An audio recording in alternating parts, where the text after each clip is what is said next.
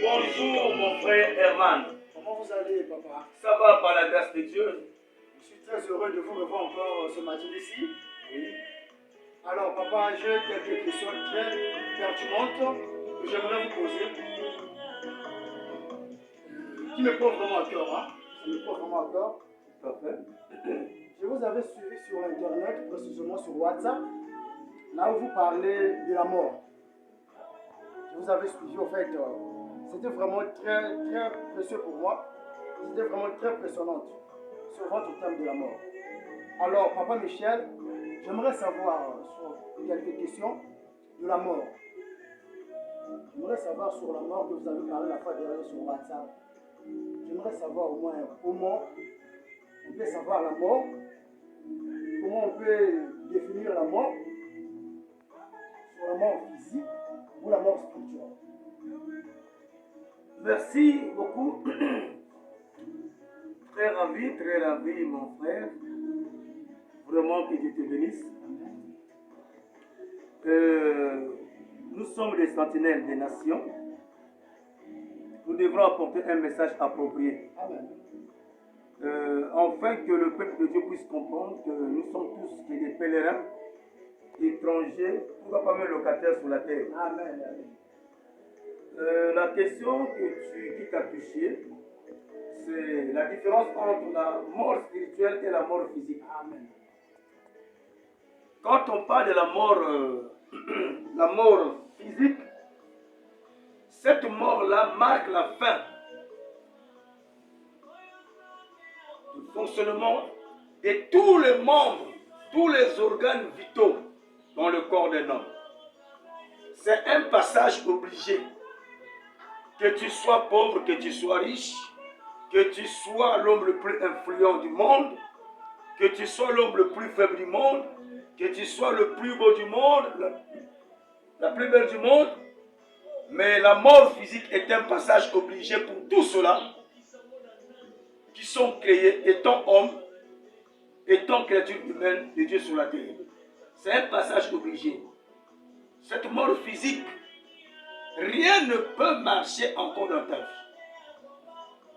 Le cerveau s'arrêtera, la respiration s'arrêtera, tout fonctionnement du corps doit s'arrêter.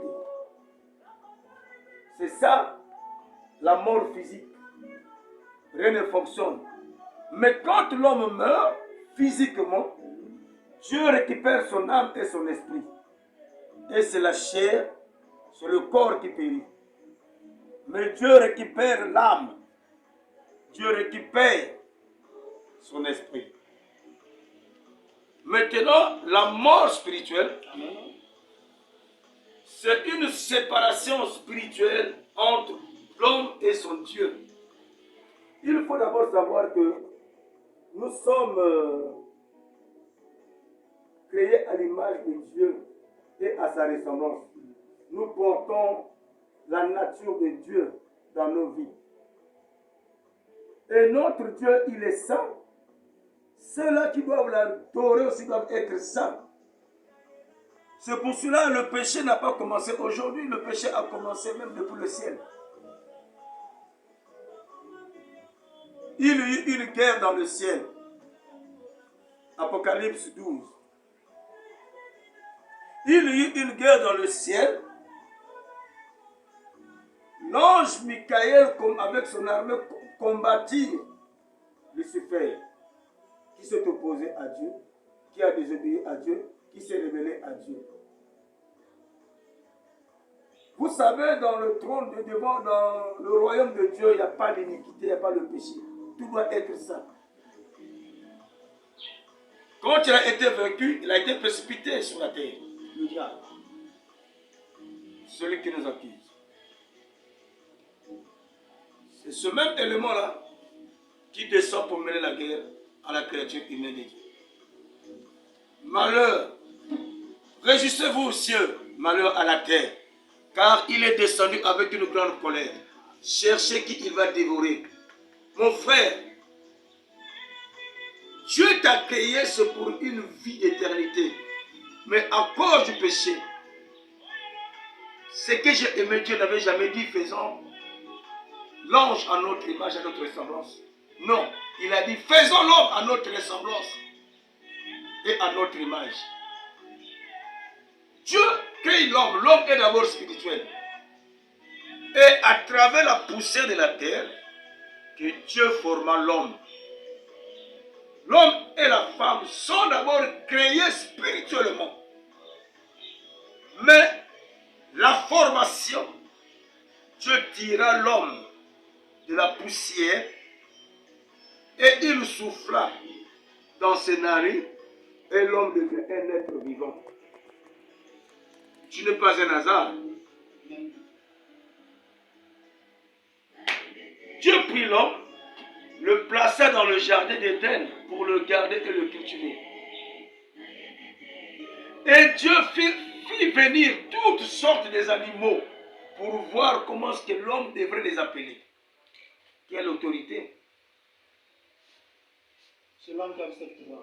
Ce pouvoir a été donné par Dieu. Regardez maintenant cet amour. Dieu place l'homme dans le jardin. Dieu lui donne une ordonnance. Tout ça là c'est pour toi. Tu peux tout faire. Tu peux tout faire. Tu peux manger tout, sauf là la connaissance du bien et du mal. Dieu n'a pas, vous voyez, il a tué l'homme. Tu pourras manger de toutes sortes d'arbres, mais sauf l'arbre de la connaissance du bien et du mal. Le jour où tu en mangeras, tu mourras. Voilà comment ce que Dieu dit à l'homme, le jour que tu mangeras, tu mourras. La mort spirituelle. L'homme était dans le jardin, tout marchait. Il dialoguait avec Dieu. Il était en harmonie avec Dieu. Tout marchait. C'est son image. C'est une autorité que Dieu avait placée dans le jardin. Mais l'homme, dans son silence, pendant qu'il était en train de perdre le troupeau de Dieu dans le jardin d'Éden, il commençait à s'examiner beaucoup de choses. Il dit, oh, mais je vois une chatte, un chat, je vois une chienne, un chat, toutes les qualités, toutes les marques d'animaux, mâle, femelle, mais moi, autour de moi, je n'ai pas vu un être semblable. Amen. Mais or, avant que Dieu le place dans le jardin, Dieu avait déjà fait une promesse. Il n'est pas bon que l'homme soit seul. Je lui ferai une être semblable. Donc toi, tu es la gloire de Dieu. Amen. Amen. C'était des années et des années. Ce n'est pas le même jour qu'Adam et Ève est venu. C'était des années et des années. Dieu a dit, bon, comme il est en train de se lamenter, je vais lui faire une aide semblable. Je vais réaliser ma promesse. Ce que j'ai aimé en Dieu, quand il le promet, il réalise toujours. Amen. Amen. Amen. Dieu réalise sa promesse. Il fait dormir Adam. Il forme la femme à travers les côtes. Même si ça veut dire qu'il avait réalisé au moins ce qu'il avait fait. C'est ça, Habakkuk. Amen. C'est ça qui déclare Habakkuk. Les enfants doivent être comme les Habakkuk. Amen. Et la promesse est réalisée. Adam était à son poste pour regarder comment est-ce que Dieu devait le parler. Dieu a fait dormir Adam. Il tira et la côte, il forma la femme. L'homme était dans la joie. Ah, voici, cette fois-ci, chair de ma chair, os de mes os, et il lui donne le nom de femme. C'est Adam qui a donné le nom de femme à femme. C'est pas Dieu. Leurs sœurs ont dit à Dieu. Beaucoup de gens se demandent, mais c'est Adam qui a donné le nom de femme à la femme. C'est pas Dieu, c'est Adam. On l'appellera femme. Mon semblable. Ils étaient dans la joie. Dieu était bien. Ça marchait. Mais c'était un problème des ordonnances. Dieu avait donné l'ordonnance à Adam. Et Adam aussi devrait enseigner sa femme. Amen. Amen. Que pendant que Dieu est venu dans ce jardin-là, moi j'ai une ordonnance que Dieu m'avait donnée. Je peux manger tout. Toi et moi, on peut tout manger. Comme tu es avec moi, on peut tout manger. Mais sauf là la connaissance du bien et du mal. C'est pour cela, quand on est leader, quand on est l'ange de l'église, il faut écouter la voix du maître. Amen. Amen. La voix du roi des rois. La voix de celui qui nous a mandatés. Adam, avant que la femme vienne, il était à l'écoute de celui qui l'avait mandaté. Et le péché n'avait pas d'accès dans le jardin d'Éden. Mais qu'est-ce qui se passait? Les sentiments, le laisser aller. Le serpent s'approche vers la femme pour lui dire, oh, Dieu n'avait pas dit ces choses, regarde, si tu manges, regarde, si tu manges, vous serez comme les dieux. Mais l'homme a oublié que non, il était aussi un Dieu sur la terre. Parce qu'il est formé à l'image et à la ressemblance de notre Dieu. Alors, parce que quand le serpent était venu, Adam était sur place, là où le Mais Adam était là. Seigneur. Adam était là. La femme entraînée par la convoitise. Attendez, je vais lire la parole de Dieu. Ça doit être dans Genèse chapitre 3, si je me trompe. Voilà. Genèse chapitre 3, verset 1, nous allons lire.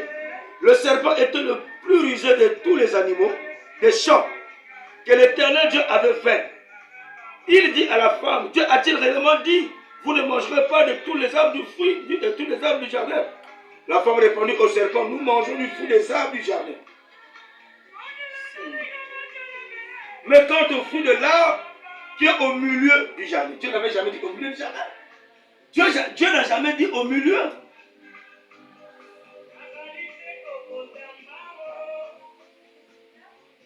Dieu avait placé l'homme, avait donné l'homme. Tu pourras manger toutes sortes d'arbres, sauf l'arbre de la connaissance du bien et du mal. Mais la femme dit ici là, au serpent, nous mangeons du fruit des arbres du jardin, mais quant au fruit de l'arbre qui est au milieu du jardin. Qui avait dit ça? C'est Dieu. Elle accuse Dieu. Vous n'en mangerez point et vous n'y toucherez point. Est-ce que Dieu avait dit ces choses? De peur que vous ne mouriez. Le langage a changé dans la vie de la femme. La femme n'avait pas le commandement. La femme n'avait pas cette parole. Alors le serpent dit à la femme, vous ne mourrez point. Mais Dieu sait que le jour que vous en mangerez, vos yeux s'ouvriront et que vous serez comme les dieux. Tandis que nous sommes bien des dieux en portant la nature de Jésus. Alléluia. Amen. Amen. La femme vit que l'arbre était bon, la convoitise, les yeux qui attirent toujours. La femme vit que l'arbre était bon à manger et agréable à la vue, et il était précieux pour ouvrir l'intelligence. Elle le prit de son fruit, et en mangeant, elle en donna aussi à son mari qui était auprès d'elle, et il en mangea. Le mari n'était pas loin, auprès. Le laisser aller. La Bible dit le péché d'Adam et le jardin d'Éden. C'est-à-dire le jardin d'Éden et le péché d'Adam. Pas le péché de Ève. C'est l'homme qui avait le message. C'est l'homme qui avait le commandement. Quand il a mangé, la femme quand elle avait mangé, les yeux n'étaient pas ouverts. Mais quand celui qui avait le commandement, celui qui avait la révélation, celui qui avait l'ordonnance, la connaissance de l'ordonnance de Dieu, quand tu l'as mangé, les yeux sont ouverts. Et il a reconnu que c'était un péché qu'il avait commis. Quand le péché est là, la honte a pris possession, la peur a pris possession. Mais Dieu, dans son amour, il est venu encore le visiter. Adam! Et pourtant, à chaque instant, quand Dieu venait, Adam était sur le terrain. Mais aujourd'hui, Dieu l'appelle, il prétend se cacher devant Dieu. Celui qui sonde le cœur aux les reins, celui qui a l'œil de l'aigle. Adam, où es-tu? Le où es-tu là, c'est significatif. C'est prophétique. Amen. Où est-ce que tu as rejeté le commandement? Où es-tu, Adam? Pourquoi tu as rejeté les ordonnances? Pourquoi tu as désobéi? C'est la désobéissance qui a poussé Adam de pécher. Mais ça manquait quoi à notre père Adam d'accepter son péché? Ça manquait quoi? Le premier Jésus adamique, Adam. Parce que ses pensées étaient toujours derrière la chair. Les choses de la terre. Mais tu as reconnu ton péché. Viens vers le Père qui te cherche. Renonce à ton péché. Accepte ton péché. Adam dit, non, pas me se cacher. Non. Dieu lui pose la question à distance. As-tu mangé la connaissance du bien et du mal qui t'avait défendu? Dieu te rappelle ton péché. Dieu te rappelle. Vous savez quand la parole sort, ça devient une prophétie. Ça te rappelle. Le chrétien, on n'enseigne pas. Le chrétien, on le rappelle. On le rappelle, tu es devenu chrétien, tu es enfant de Dieu. On va encore te prêcher quoi? On te rappelle parce que tu connais. Tu es devenu enfant de Dieu. Tu connais les ordonnances de Dieu. Dieu lui rappelle. As-tu mangé l'arbre de la connaissance du bien et du mal? Mais accepte. Il devrait accepter. Adam Rémi, il commence encore à accuser Dieu. La femme que tu as mise à mes côtés m'en a donné et j'en ai mangé. Chose impossible. Un cœur insensé, notre père Adam. Il devrait accepter que c'est moi qui ai péché parce que c'est moi qui avais la connaissance. C'était des choses profondes. C'était la volonté de Dieu. Dieu savait pourquoi, parce que l'homme aimait toujours les choses.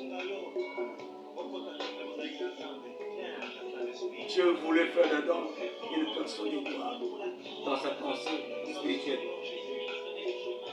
Il accuse la femme que tu as mise à mes côtés. M'en a donné et j'ai mangé. Pourquoi tu as entendu la voix de ta femme? Pourquoi tu écoutes la voix de ta femme? Comment est-ce qu'aujourd'hui c'est ce qui se passe à l'église? Les hommes de Dieu, au lieu d'écouter la voix de Dieu, ils écoutent la voix de leur femme parfois. Beaucoup des églises sont divisées à cause de ces choses. La deuxième voix, il y en a d'autres qui écoutent la voix de n'importe qui. Si tu es appelé de Dieu, si tu es appelé à servir le Seigneur, écoute la voix de celui qui t'a mandaté. Et voilà comment est-ce que Dieu est arrivé à un moment donné. Dieu l'a chassé. Puisque tu as écouté la voix de ta femme. C'était une grâce d'accepter ce que je reconnais mon péché. Dieu l'a chassé. Adam était un mort spirituel. C'est la séparation spirituelle entre Dieu et l'homme. Ce qu'on appelle la mort spirituelle. Romains 3, verset 23. Car tous ont péché, sont privés de la gloire de Dieu. Ne confondons pas la gloire et la grâce. Même le féticheur vit dans la grâce de Dieu. Même le magicien vit dans la grâce de Dieu. Les chrétiens, les croyants vivent dans la grâce de Dieu. Continuerons-nous à vivre dans la grâce? Oui. Marche à la grâce. Beaucoup de gens ont rejeté cette grâce. Et ça devient une disgrâce.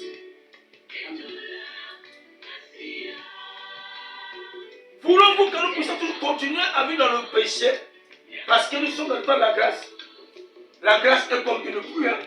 Ce matin, il a plu à Pointe-Noire. Hein? Il y a 40 d'eau dans notre quartier. Mais pendant qu'il pleuvait, pourquoi tu n'es pas sorti avec le feu pour recueillir l'eau de pluie? Tu te laisses emporter par le sommeil. Et tu auras encore le courage d'aller demander l'eau ailleurs. Parce que tu es hypocrite. Donc, le péché, c'est ça qui nous pousse à être séparés de Dieu. La séparation, la mort spirituelle est la conséquence du péché dans notre vie. C'est pour cela, quand nous avons parlé de la mort physique, il faut faire très attention. Pendant que tu es sur la terre, que tu sois général, que tu sois qui, que tu sois le meilleur pasteur du monde, ce n'est pas les appellations qui feraient de toi un enfant de Dieu. Beaucoup de gens sont appelés pasteurs, prophètes, docteurs, évangélistes. Ils ne sont pas nés de nouveau. À moins que tu passes par l'enlèvement, gloire soit rendue à Dieu. Mais si tu vas passer par une mort physique, mon frère, fais attention. Pendant que tu es mort spirituellement, toi qui m'écoutes, rachetez le temps car les jours sont mauvais.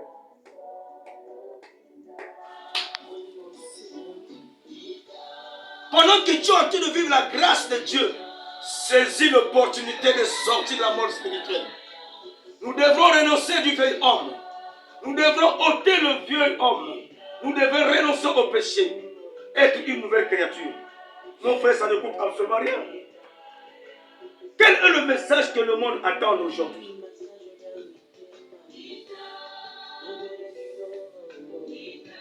Mon frère, mal. Nous prêchons les choses passagères. Moi, quand je parle de la mort, je reconnais la gueule de la mort. Parce que quand on perd un être vivant, un être cher, c'est de pleurs. Mais tu ne connais pas sa relation avec Dieu. Tu ne connais pas sa vie.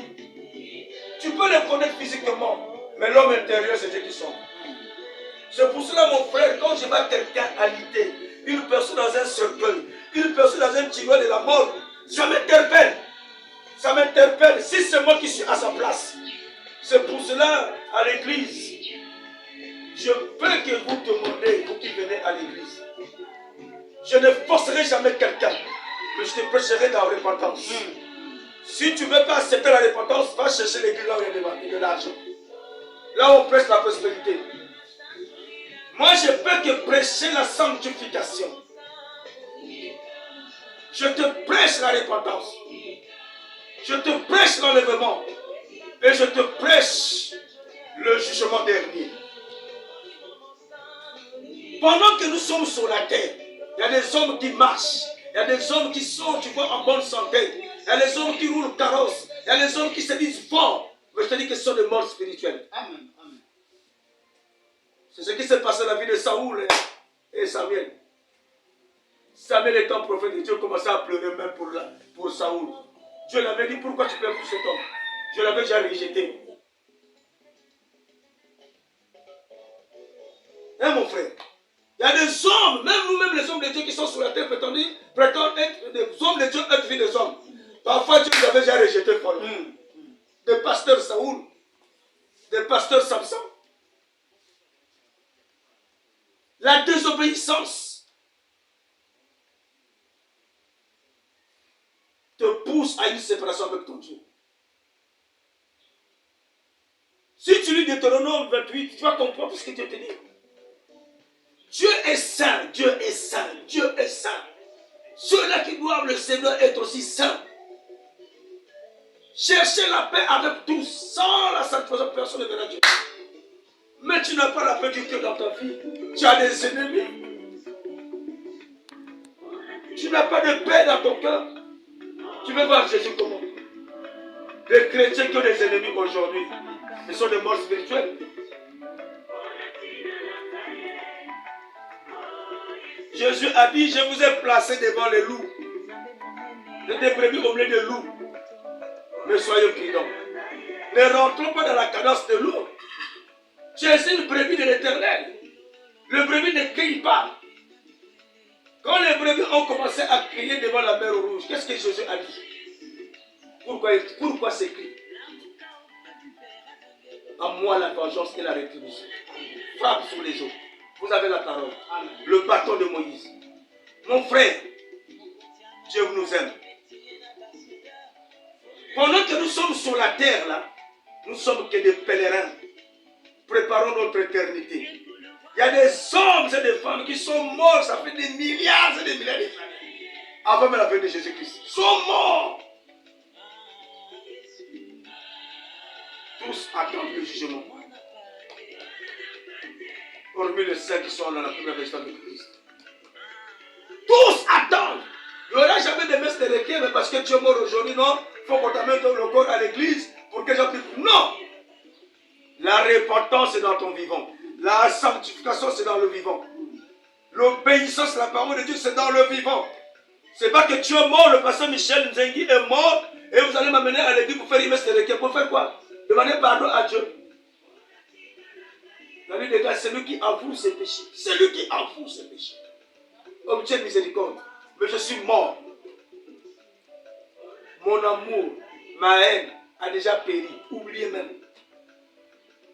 Ça, c'est Ecclésiaste qui le dit. Ecclésiaste le dit.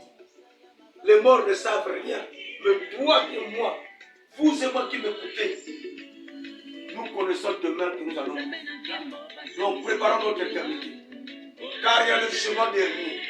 C'est pour ça que je te dis, mon frère, nous devrons sortir du vieil homme. Nous devrons sortir de ce mauvais comportement. Nous devrons être de nouveau. Parce qu'il y a des morts spirituelles. Il y a des gens qui sont dans la vie, mais Dieu a fait grâce. Dans cette grâce-là, c'est là où nous allons saisir l'opportunité de racheter le temps, de passer à la nouvelle naissance. C'est ce que nous appelons la régénération. Il faut être régénéré. Mais aujourd'hui, les hommes ne veulent pas accepter la régénération. Naître de nouveau, c'est un problème. Même nous les pasteurs, il y en a d'autres, plusieurs pasteurs, mais il n'est pas né de nouveau. Il y en a aussi, papa. Il y en a. Une personne peut être pasteur. Mais c'est un titre donné, non? Est-ce que Dieu, c'est Dieu qui l'a placé? Mais comment peut être en communion avec Dieu? Non, il n'est pas en communion avec Dieu. Parce que lui, il regarde que même Satan peut faire descendre le feu, Amen. faire des produits de miracles. Amen. Et les gens vont attendre. Amen. Ça, c'est autre dimension. On va en parler ça un jour. Tout le monde. C'est pour ça que dans les églises, beaucoup de séparation, la désobéissance au père de la foi, au père spirituel, au guide. Tout le monde veut devenir pasteur. Tout le monde dans la rébellion veut devenir pasteur. Apôtre. Mon frère, ce n'est pas le nom, ce n'est pas des tenues qui fera de nous, ou l'école pastorale, qui fera de nous des hommes de Dieu. Amen. Amen. Tu peux avoir ton col pastoral, votre col, ça va faire quoi? Tu peux avoir même une croix ici, porter des toges. Comme vous dites souvent que les habits sacerdotaux, le sacerdoce, son vêtement, c'est la sainteté, la sainteté. Le vêtement du sacerdoce, c'est la sanctification, la fidélité à la parole de Dieu, l'obéissance. Beaucoup des hommes sont morts spirituellement. Tu le vois beau à voir, élégant, mais c'est mort spirituel. Jésus n'avait ni beauté ni éclat pour attirer nos regards. Amen. Amen. Alléluia. Amen. Mais aujourd'hui, nous voulons être vus des hommes. Tout le monde en parle. Pas s'arrêter. Mon frère, Jésus n'avait ni beauté ni éclat.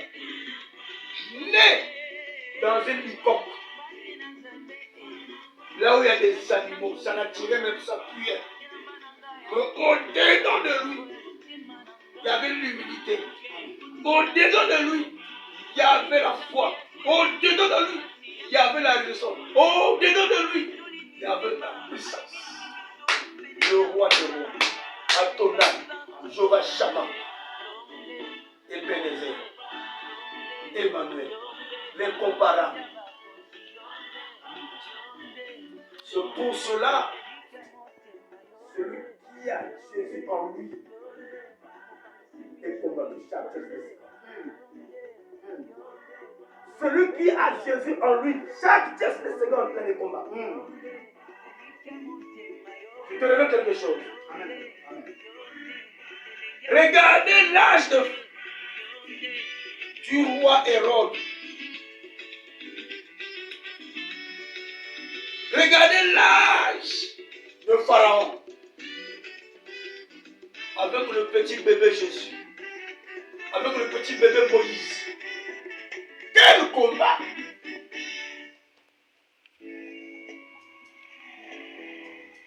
Comment est-ce qu'un papa comme Hérode, un papa comme Pilate, vont se poser à Jésus? Un bébé de 1 jour, un bébé de 2 jours.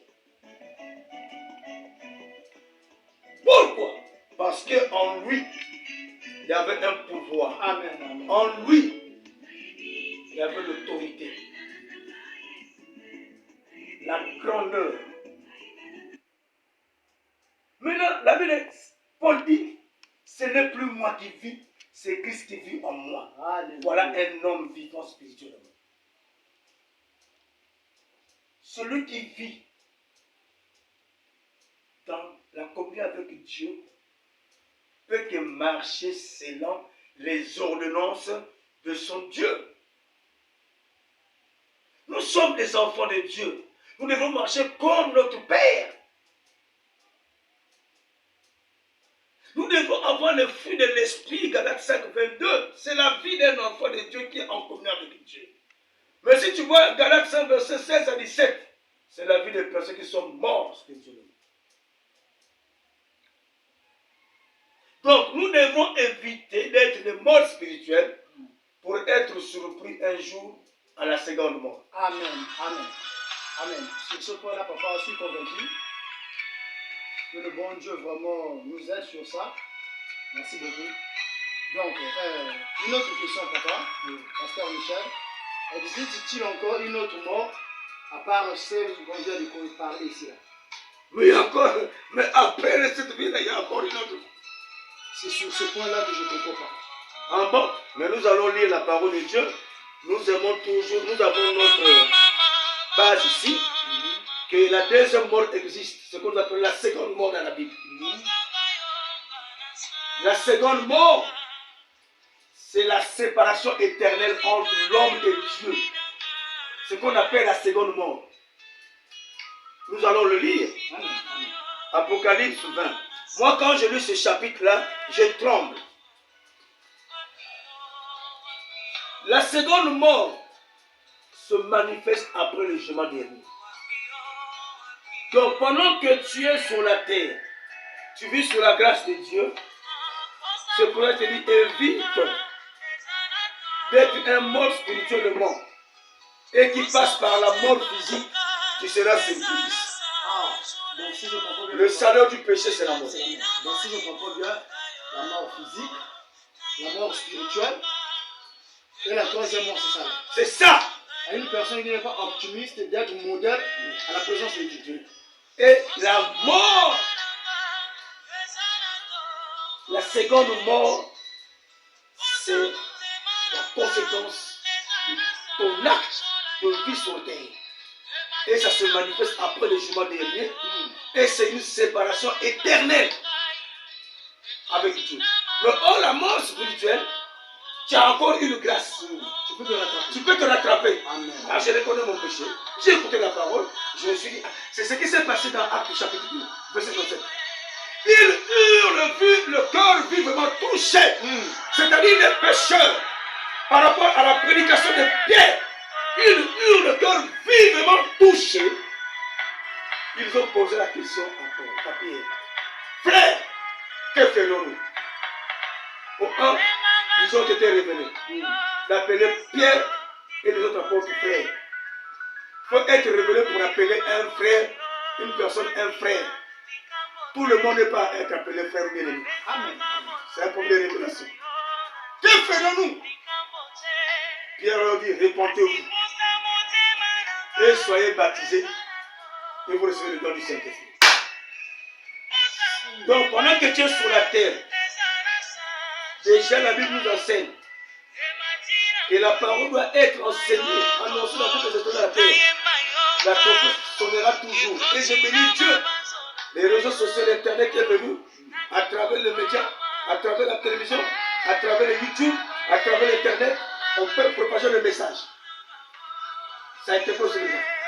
Donc c'est pour te dire qu'après la mort physique, il y a la mort spirituelle. Et la mort spirituelle est une séparation de l'homme avec son Dieu.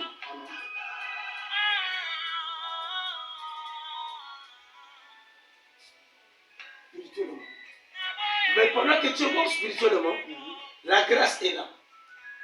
Qui peut te pousser à rattraper le temps et de la repentance. Alléluia. Amen.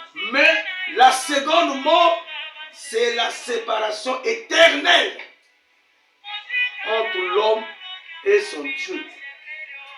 La séparation éternelle est différente à la séparation spirituelle. La séparation spirituelle, parce que tu es mort spirituellement, tu es séparé de Dieu, mais tu vis. Spirituellement, tu es séparé de Dieu. Tu es mort spirituellement, mais tu vis par la grâce.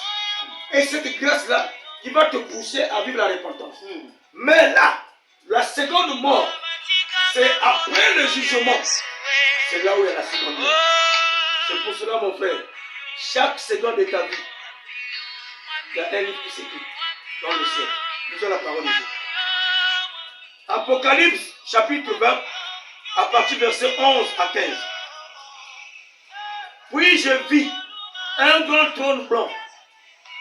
La couleur blanche là, blanc là que tu vois là, c'est pas la couleur que tu vois là. un trône de sanctification, de sainteté.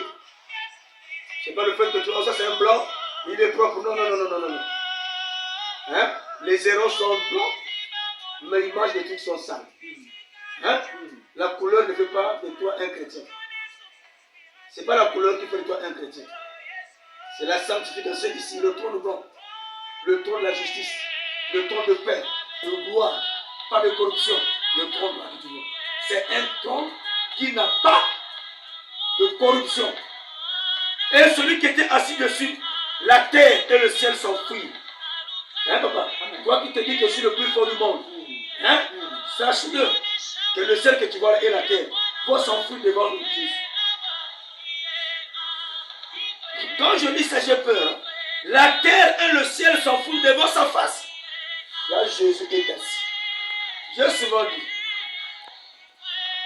Jésus, quand il est venu, la première fois, étant né de Marie, bébé, il a grandi. Pendant ces 33 ans et demi, il est reparti. Il est venu ici en signe d'un sacrificateur. Il est venu ici en signe d'un libérateur. Il est venu ici en signe d'un... Pas un juge, d'un sauveur. Il est venu nous ôter le péché. Il a pris la place du péché. Il est mort pour toi et moi. Un avocat pour toi et moi. Quand tu le prépares, il laisse le pays. Il est reparti. Quand lui il viendra,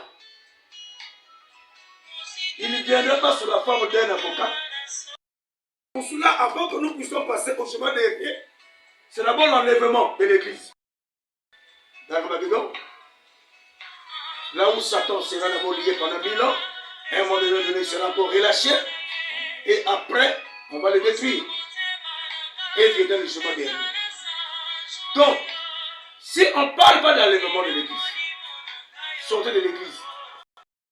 L'église. Si les hommes ne prêchent pas l'enlèvement de l'église, sortez. Donc, il vient dans les airs, c'est là il va prendre son épouse. Ça, c'est la deuxième venue de Jésus-Christ. Mais, la troisième venue, c'est avant le jugement dernier. Là, il va détruire Satan avec son armée. Maintenant, quand il sera assis sur son trône, il devient maintenant juge. Là où tous les livres doivent être ouverts. Là, il sera plus, oh non, Dieu, pardonne mes péchés. Non, non, non, non, non, non, non, non. Là, maintenant, c'est un juge. Mon frère, si tu veux corrompre Jésus en ce moment-là, réponds-toi. Amen. Si tu veux corrompre Jésus maintenant là, renonce au péché. Mais là, quand tu seras assis sur son trône, ce n'est plus un problème.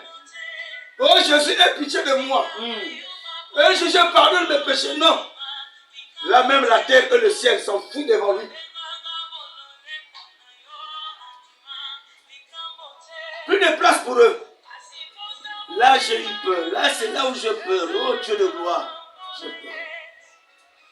Verset 12 dit ceci. Et j'ai vu les morts. Jean a vu ces choses. Et j'ai vu les morts, les grands et les petits. Tous. Devant le trône. Pour être jugés. Mon frère. J'ai vu les grands. Et les petits. Les morts. J'ai vu les morts, les grands et les petits. Donc quand on parle des petits, même les bébés d'un jour, tous vont comparaître. C'est pour cela, je reconnais, hein, dans le temps d'ignorance que nous avons avorté les femmes, on a déjà tué. Le sang là a crié. Gloire soit rendue à Dieu, nous avons accepté la repentance. Nous sommes nés de nouveau. Mais toi et moi, mon frère, si tu reconnais que tu n'avais jamais renoncé ton péché et que ta mort te surprend, tu seras surpris de croiser cela que tu as précédé à la mort.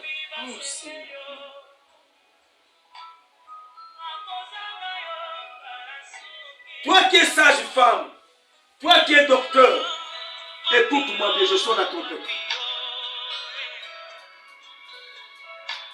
Toi qui es même pharmacien, à cause de 2000, 3000 francs, tu ne peux pas aider une personne pour s'acquitter d'une ordonnance afin de sauver la vie d'une personne.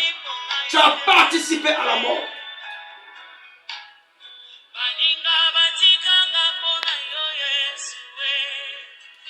Comment est-ce que les sages femmes d'aujourd'hui là sont corrompues? Des docteurs qui acceptent de tuer les enfants, avorter, le curettage. Les sages femmes, tu vois ta soeur en train de crier parce qu'il n'y a pas 5000, il n'y a pas 2000. Parfois la femme meurt dans le lit d'accouchement. Et pourtant tu as porté serment devant la loi, devant les autorités, de servir la nation.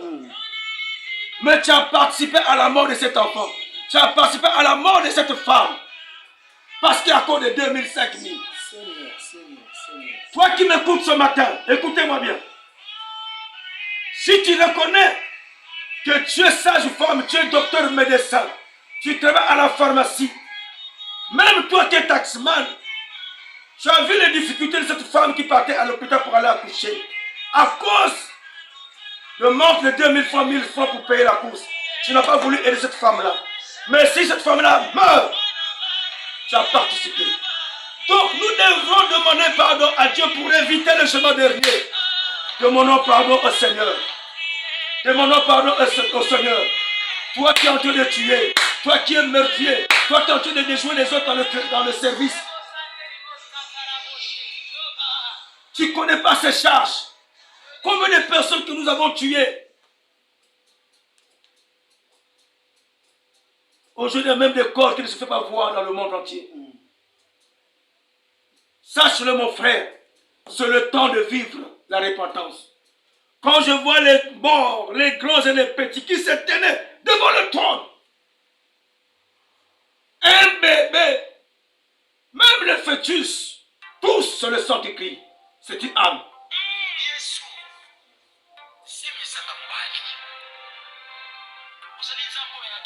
C'est une âme. Jésus dit, j'ai entendu de voir des choses. J'en vois ça. Les grands, les morts, les grands et les petits qui se tenaient devant le trône. Maintenant, des livres furent ouverts. Mon frère, chaque personne sur terre a un livre que Dieu écrit. Mon frère, ton nom est écrit dans quelle page? Les livres seront ouverts.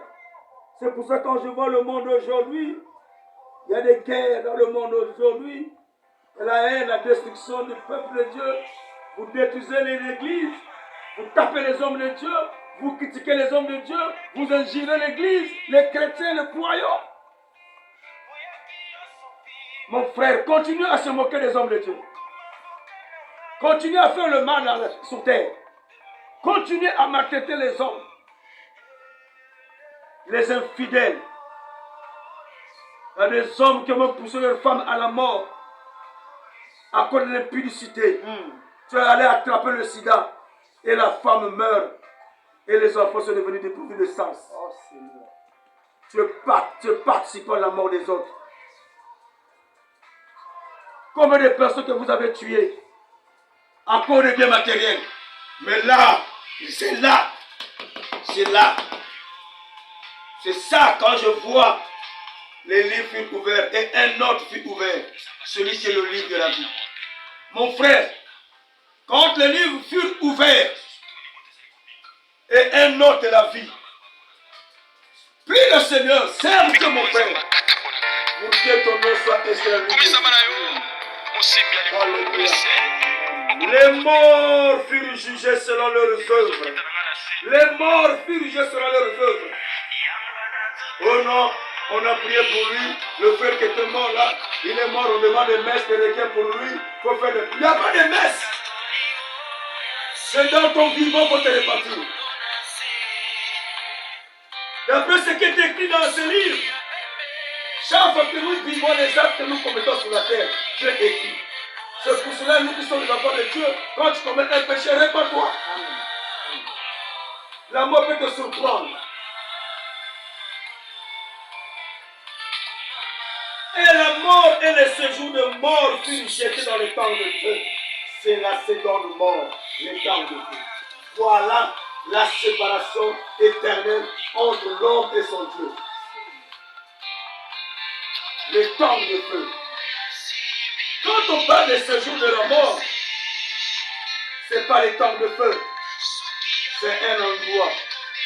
Au séjour de mort, il y a des justes et des malfaiteurs. Et au milieu, il y a la Bible. Je m'explique. L'homme riche et Lazare. La Bible déclare quand Lazare était mort, il a été emporté par les anges jusqu'au sein d'Abraham. Les hommes de foi, les hommes qui étaient obéissants à la parole de Dieu, les croyants sur laquelle avait la crainte de Dieu, malgré leur condition sociale. Au sein d'Abraham. Mais l'homme riche, quand il meurt, il a été enseveli. Il se trouve au lieu du tourment. Sur la terre, avec ses richesses, il n'avait jamais évangélisé. Il n'a jamais même pris acte à l'église à côté de lui. Nous les connaissons. Toi, tu vois bien que les autres sont en train de prier. Tu te moques d'eux. Les conditions de l'église ne sont pas conformes. Tu te moques. Mais Dieu t'a béni, tu as l'argent. Soutiens ce homme. Lazare, l'homme riche se moquait de Lazare. Il mangeait, mais nous sommes en train de prendre les miettes. Tandis qu'il était capable de prendre Lazare, comme le bon samaritain. Viens t'asseoir à la table du roi. Mange avec moi. Il se moque de Lazare. Il se moque de Lazare. Mais quand il est mort, il était surpris de voir Lazare dans le sein d'Abraham. Il est là dans le lieu du tourment.